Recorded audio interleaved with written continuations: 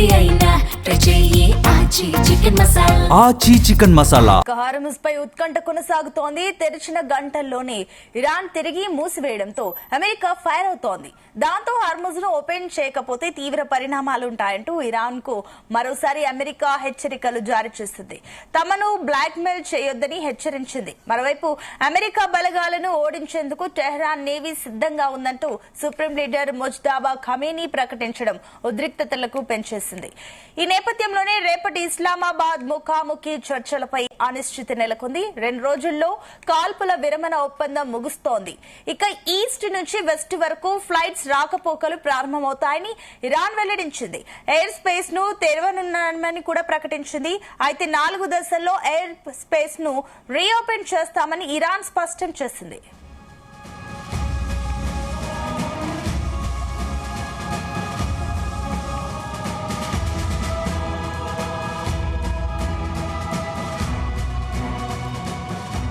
Iran ఓడరేవులపై విధించిన దిగ్బంధాన్ని ఎత్తివేసే వరకు హార్ముజ్ జలసంధిని మూసివేసే ఉంచుతామని అటు ఇరాన్ రెవల్యూషనరీ గార్డ్ ఐఆర్జీసీ స్పష్టం చేసింది.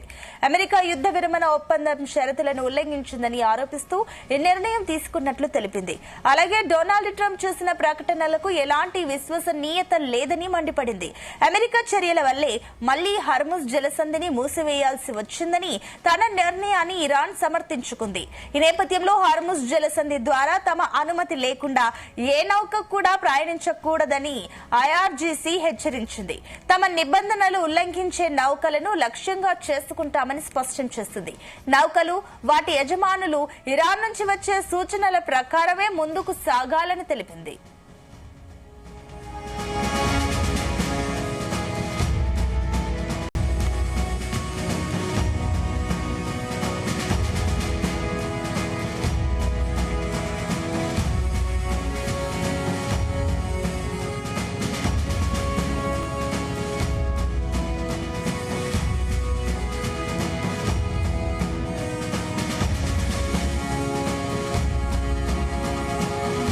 హార్ముజ్ దాటేందుకు ప్రయత్నించిన భారత నౌకలపై ఇరాన్ నౌకాదళం కాల్పులు జరిపిన విషయం తెలిసిందే.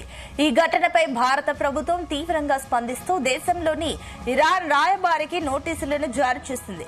జలసంధి తెరిచామని ప్రకటించిన 24 గంటలు కూడా గడవకముందే తిరిగి మూసివేయడం పరిస్థితిని మరింత సంక్లిష్టం చేసింది.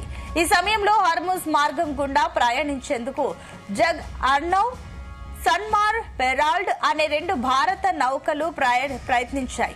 వాటిలో జగ్ అర్నవ్ పై ఇరాన్ నౌకాదళం కాల్పులు జరిపింది. ఒమన్ ఉత్తర దిశలో ఉన్న హార్ముజ్ జలసంధి సమీపంలో ఈ ఘటన చోటు చేసుకుంది. ఈ కాల్పుల్లో ఎవరూ గాయపడలేదు. అయితే ఈ ఘటనతో భయాందోళనకు గురైన 2 నౌకలు తిరిగి వెనక్కి మళ్లినట్టు సమాచారం.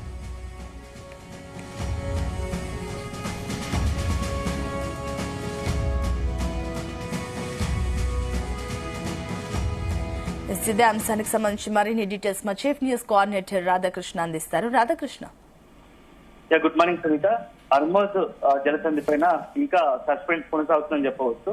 సో ఎందుకంటే హార్ముజ్ జలసంధి తెరిచిన 24 గంటల్లోనే వెంటనే డొనాల్డ్ ట్రంప్ వ్యాఖ్యలతో ఏదైతే ఇరాన్ ను ఇంకా మొత్తంగా కూడా తమ యుద్ధ నౌకలతో చుట్టుముట్టే ఉంచుతాము అని చెప్పేసి డొనాల్డ్ ట్రంప్ చేస్తున్న వ్యాఖ్యల నేపథ్యంలో హార్ముజ్ జలసంధిని మరొకసారి వెంటనే తెరిచిన 24 గంటల్లోనే హార్ముజ్ జలసంధిని ఇరాన్ మూసివేసింది. సో ఇదే సందర్భంలో ఇప్పుడు మొత్తం వ్యవహారం అంతా కూడా మళ్ళా మొదటికి వచ్చిందా అన్నట్టుగా కూడా కొంత పరిస్థితులు మారాయని చెప్పవచ్చు. ఎందుకంటే ఇదే తరుణంలో ఇప్పుడు ఈ ప్రస్తుతం కొనసాగుతున్న పరిస్థితుల నేపథ్యంలో అమెరికా ఇరాన్ కు మరోసారి హెచ్చరికలు తాజాగా జారీ చేసింది. తమని బ్లాక్ మెయిల్ చేయవద్దని హెచ్చరించింది. మరోవైపు అమెరికా బలగాలను ఓడించేందుకు టెహ్రాన్ నేవీ సిద్ధంగా ఉందంటూ కూడా ఇప్పుడు ఇరాన్ సుప్రీం ఎవరైతే ఉన్నారో లీడర్ ముజ్తబా ఖమేనీ కూడా ప్రకటించడం ఉద్రిక్తత పెంచుతోంది. ఈ నేపథ్యంలో రేపు ఇస్లామాబాద్ లో మరొకసారి 2వ దఫా చర్చలు జరుగుతుంది.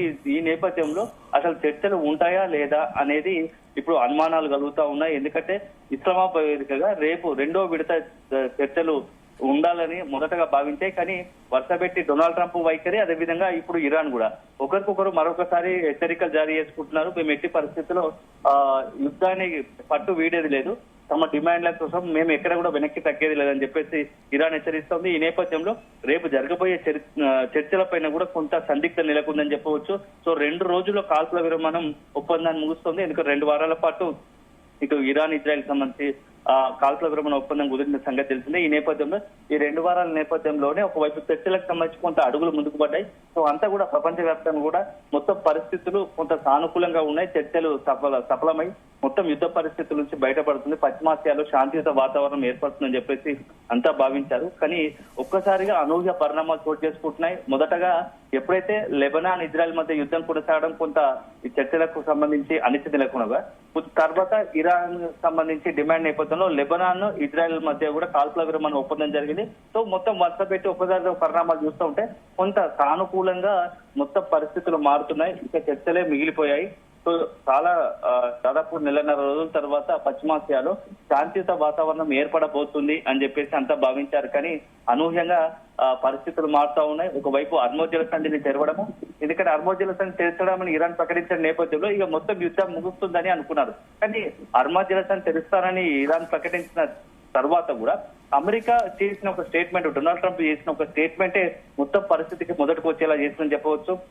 హర్మోజ్ జలసంధి తెరిచినప్పటికీ ఆ తెరిచిన దాన్ని మేము స్వాగతిస్తున్నాము, కానీ ఇంకా మా యొక్క యుద్ధ నౌకలు ఇరాన్ మోహరించి ఉంటాయని చెప్పేసడం పట్ల ఇరాన్ చాలా సీరియస్ గా తీసుకుంది. వెనువెంటనే అమెరికా ప్రకటన చేయగానే వెనువెంటనే హర్మోజ్ జలసంధిని మూసేస్తున్నట్లు కూడా మరొకసారి ప్రకటించింది. అదే సందర్భంలో వన్స్ ఇదొక అంశం అయితే, ఇక హర్మోజ్ జలసంధికి సంబంధించి ఓపెన్ చేసిన నేపథ్యంలో భారత్ కు సంబంధించిన నౌకలు 2 నౌకలు కూడా వాణిజ్య నౌకలు యథావిధిగా ఎప్పట్లాగే హర్మోజ్ జలసంధిని దాటే ప్రయత్నం చేశాయి.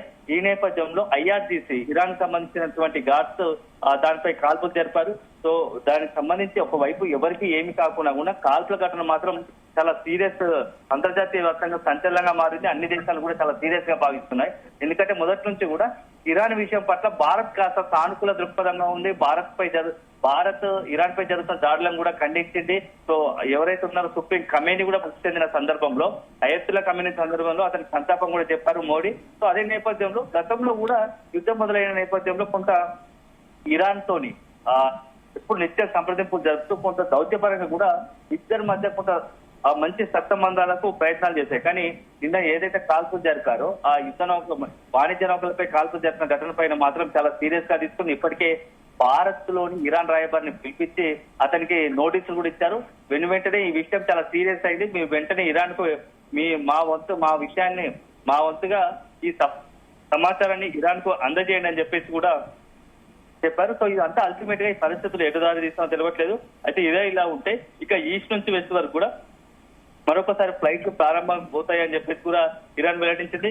ఎయిర్ స్పేస్ ను తెరవనున్నట్టు కూడా ప్రకటించింది. 4 దశల్లో ఇరాన్ ఎయిర్ స్పేస్ ను కూడా రీఓపెన్ చేస్తామని కూడా స్పష్టం చేసింది. మొత్తంగా కూడా ఏం జరగబోతోంది, రాబోయే 2-3 రోజుల్లో మొత్తం యుద్ధానికి సంబంధించినటువంటి అత్యంత కీలక పరిణామాలు సంభవించే అవకాశం ఉంది. సో యుద్ధం ముగుస్తుందా లేదా, యుద్ధానికి సంబంధించి తదుపరి ఎలాంటి చర్చలు జరుగుతాయా లేదా అనేది రేపటితో తెలిపోతుంది. ఎందుకంటే 2 రోజుల సమయం ఉంది. ఇప్పటికే 12 రోజులు అయింది. ఇంకా 2 రోజులు మాత్రమే ఈ మొత్తం కాల్పుల విరమణ ఒప్పందానికి గడువు ఉంది. ఈ 2 రోజులు గడిస్తే రేపు ఇస్లామాబాద్ లో చర్చలు ఉంటాయా లేదా అనేది ఒకటి.